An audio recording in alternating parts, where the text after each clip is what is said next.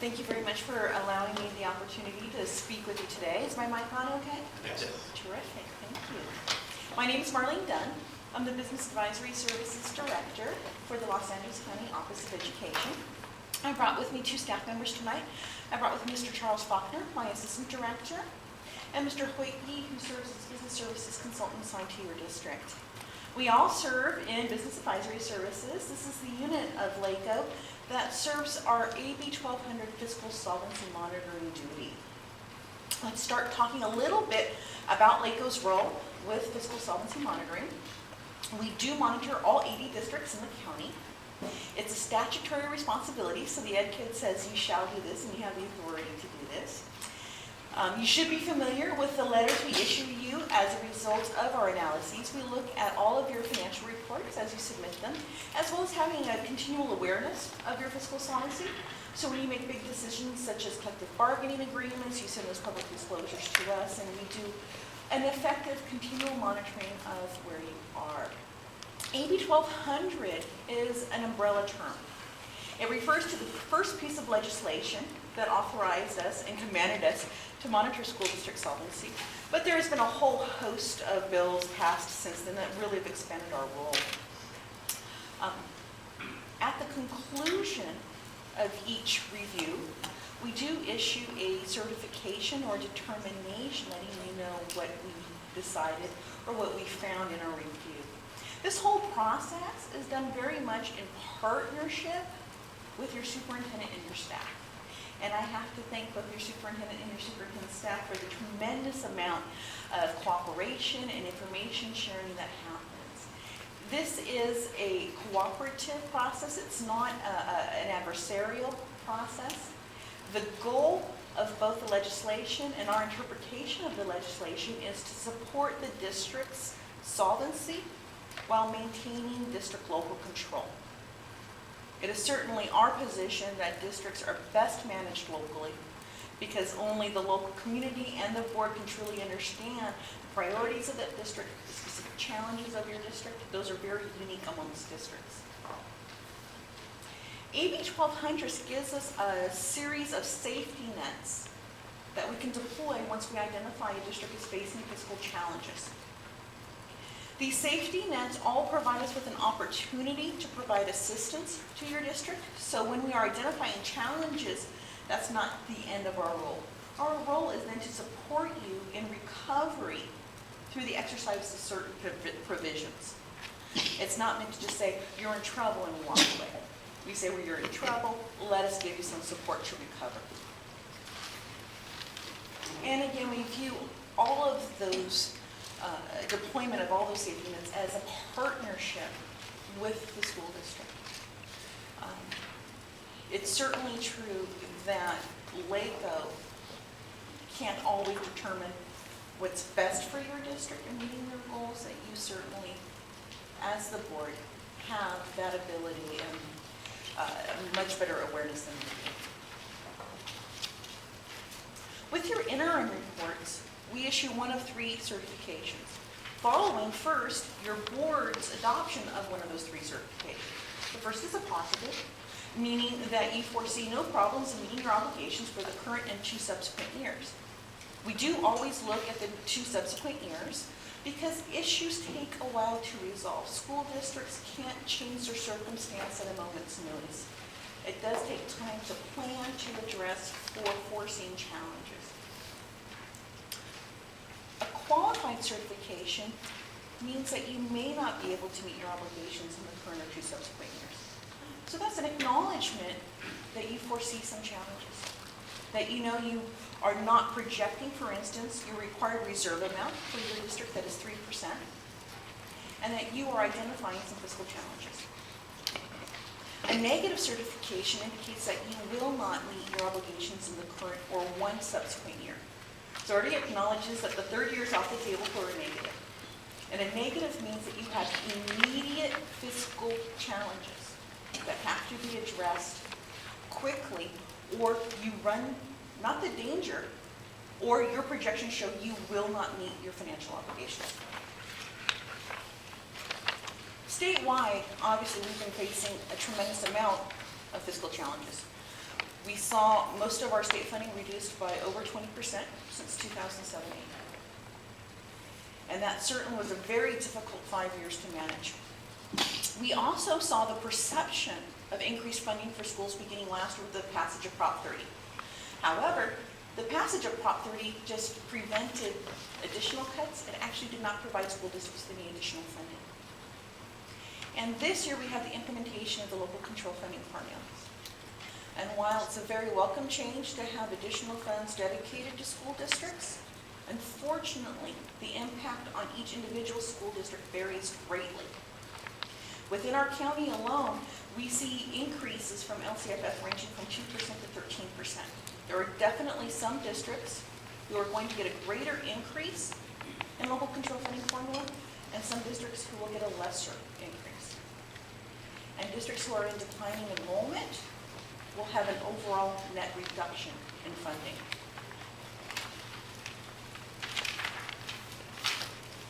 Specifically for your district, you have been facing significant declining enrollment. You have lost over a third of your total enrollment over the past several years. That's a very steep decline. And while law provides you a 1-year lag in suffering the loss of revenue, when you lose enrollment, you do eventually suffer the loss of revenue. In addition, under the local control funding formula, your district has only identified 38% of your population as qualifying for additional funding under the local control funding formula. This puts you at the lower end of the funding formula, and you will not experience the same increases in funding as some of your neighboring districts who have higher identified students. So what this creates for you is the perfect storm. You have significant decline in enrollment. We haven't recovered from the reductions in state funding. And your district will not recover funding-wise as quickly as your neighbors. In addition, your district since 2011-12 has been deficit spending. That means that you are spending more every year than you receive in revenue. You've been deficit spending about $500,000 more in each year in 2011-12 and in 2012-13 than you received. This means that you're exhausting the reserves that you may have built up until that time. And similar to a personal savings account, you can only exhaust your savings until they're gone, and once they're gone, you have nothing else to rely upon. Some of the reasons you've been deficit spending have been due to some encroachment from special education, from transportation programs. Some of the other reasons you've been deficit spending is quite simply you haven't reduced your expenditures at the same pace that your funding was reduced from the state. So where are we today? In August, we approved your budget. We noted some concerns, but in August, you did project that you would meet your reserve level in the current 2 subsequent years. There were major changes with the submittal of your first interim report. The primary change is in your budget, you assumed reduction of about 13 staff members, some due to your early retirement incentive, others due to a reduction in force. Those reductions did not occur, so your expenditures naturally increased. You also projected in your first interim report the anticipation of some negotiated cost savings which have not yet occurred. When we adjusted your projections for 13-14 based on those factors, your reserve level dropped from 1.11% in the current year, which was insufficient, and your self-qualified certification indicated that. That fell to a negative 1.02%, meaning that not only would you have exhausted your reserves, but you would actually have gone into the hole. The reserve level worsens in the 2 out years. It drops to negative 1.41% in 14-15 and negative 4% in 15-16. It's important to note that those projections do include the cost savings from the anticipated consolidation of the school site. The amount necessary to bring the current year positive is a little over $120,000. The amount needed to bring it all the way up to the required 3% reserve level is about $500,000. This obviously has an impact on your cash flow. You are doing some short-term financing this spring to get through the spring, which is not uncommon for districts. However, as your situation worsens, your ability to borrow cash will disappear. As a result of the projected negative reserve levels in 13-14 and 14-15, we have changed your certification to negative because we believe that without board-approved reductions or other budget adjustments, you will not be able to meet your financial obligations in the current year. So what happens now? We deploy safety net. We have assigned myself as fiscal advisor to you. And as fiscal advisor, my role is to assist your staff and to provide support to your staff on a technical level, as well as identifying potential actions you may take. In the end, it is the board's responsibility to identify what actions to take and to implement those actions. But I'm here to provide you with another level of review. And I can tell you that so far I do agree with the numbers provided by the superintendent and by your staff. I believe that they are an accurate reflection of where your district is financially. I will attend your board meetings, both closed session and open session. I will not participate in collective bargaining. Again, that is something that is your role, and it's certainly not LACO's role to be in the middle of collective bargaining. I will, however, share with staff the effect of a specific collective bargaining agreement. So for instance, if when it's proposed, I will share what the impact would be on your reserve level and the dollar amount of additional reductions that would be necessary to make in order to afford that collective bargaining disclosure. I will make recommendations to both the superintendent and you. I will also remain neutral and objective. So I am happy to answer any questions you may have. But I presume that in meeting with the superintendent and our fiscal officer that you know that we have a plan already in place to reverse the matter so that the two outlying years are not going to be as you state they are. If that the plan is going to recover that and put us back to the point where we no longer have a deficit and that we're actually working through, for lack of a better term, surplus or building up that reserve again. And you would agree in looking at those numbers that plan is effectively in place to do that. Yes, I will share the plan that you have to reduce expenditures. The plan is not fully implementable immediately. Portions of the plan do require completion of negotiation or otherwise settlement. And for our office, it's critical that that occur.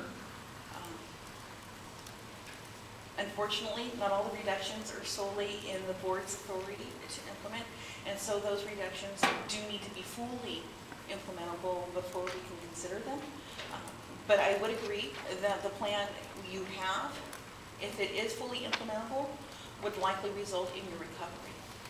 I would point out that you do have some continuing fiscal challenges, declining enrollment being primary. For instance, the change in 13-14 compared to 12-13, you actually had a net decrease in revenue.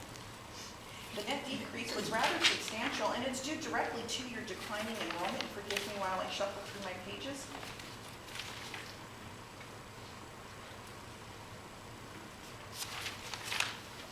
I had it just a second ago. Sorry, I can't locate it, but I believe you lost about $300,000 as a net decrease from 12-13 to 13-14, and that takes into consideration the increase you would have received from the local control funding formula. And as long as you're experiencing that level of decline, your revenues overall will continue to fall, and you'll have to continue to come back and make these difficult decisions because that's your reality. Overall, it is the goal of our office to support and maintain local control in your district. That is the primary goal, and we truly hope that in partnership with you and with your staff that that's absolutely obtainable. as you said, the decline in enrollment has been going on for quite a few years now. We've lost about a third of our students over the last about 5 years. So that's been our biggest challenge. But as you pointed out, some of these reductions depend on our negotiation with the AATA. And I believe that's what Mr. Distasso was referring to. So that we're in the process of that. Hopefully, it'll be a hopefully we'll be able to settle this issue through that. That's more than sufficient to bring us in compliance. Yes, I believe that combined with your plan to consolidate the school site would achieve the necessary savings for next year. Absolutely. We welcome your oversight and we welcome your suggestions. And I think that, everything you said, you're right on. You get the whole picture. All right, thank you. Thank you very much. Thank you very much. 8.6, Superintendent. So I have nothing tonight. Board member comments, Matt? I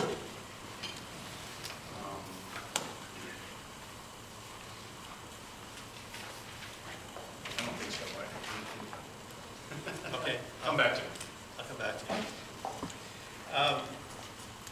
I'm in receipt of a letter from Michelle Boehm, the Southern California Regional Director for the High Speed Rail Authority.